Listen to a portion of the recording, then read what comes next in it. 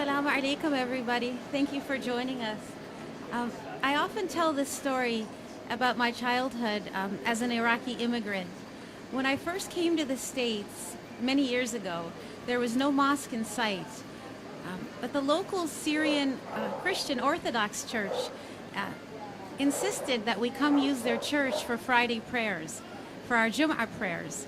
And that was my very first house of worship that I can remember.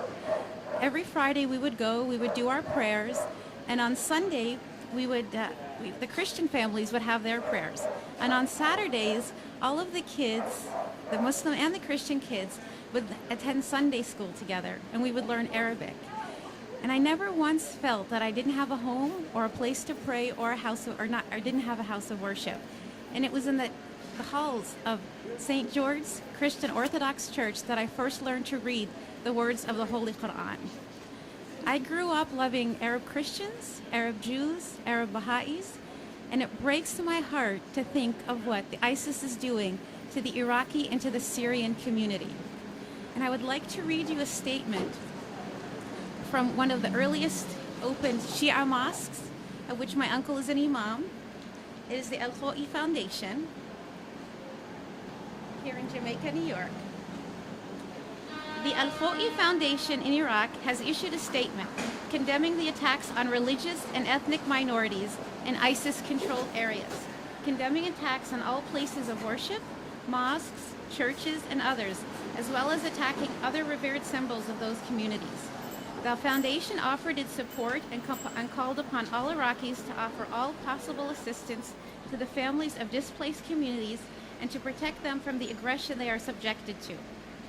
It called upon all Iraqis, from faith leaders to intellectuals and media personalities, to accept their responsibility.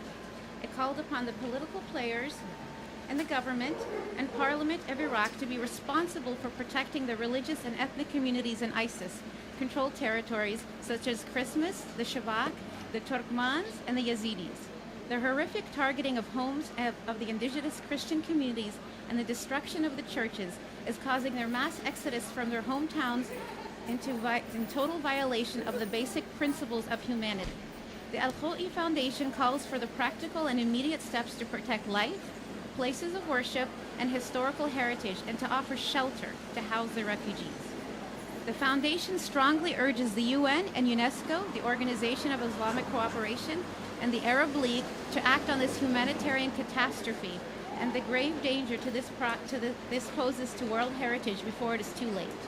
We hope the discussion of the UN General Secretary Ban Ki-moon and the Grand Ayatollah Sistani in Najaf last month, to focus its attention of the need for immediate assistance to these endangered religious and ethnic communities.